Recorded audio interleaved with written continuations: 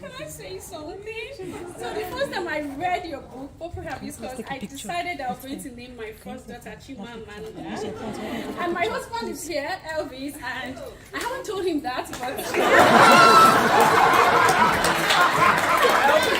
Elvis, what do you think about this? So please take her picture with me.